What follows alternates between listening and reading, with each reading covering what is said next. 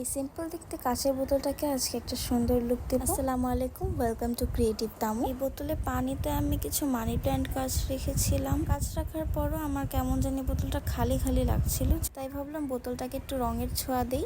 তাই নিয়ে চলে আসলাম আমার জাদুর বাক্সটা। ভাবছিলাম যে এটাতে কি আঁকা যায়, পরে মনে হলো সিম্পল করে কিছু ডেইজি ফুল এঁকে ফেলি। তাই হলুদ রং দিয়ে আমি ফুল আঁকার চেষ্টা করছিলাম। বোতলের ওপরে যে রশিটা দেখছো তোমরা, এটা আমি বোতলটাকে দেয়ালে আটকানোর জন্য ব্যবহার করেছি। আমার কন্টেন্টগুলো তোমাদের কেমন লাগে এটা অবশ্যই কমেন্ট করে জানিও। আজকে আমি অনেক অনেক অনেক দিন পরে ভিডিও আপলোড করছি। ভিডিওতে রিচ তেমন হবে না জানি, তারপর তোমরা যদি সাপোর্ট করো তাহলে অবশ্যই আমি রেগুলার হওয়ার চেষ্টা করব। কথা বলতে বলতে আমার ডেইজি ফুলগুলো অ্যাড করা হয়ে গিয়েছে। এবার আমি কিছু লতা পাতা দিয়ে নিব।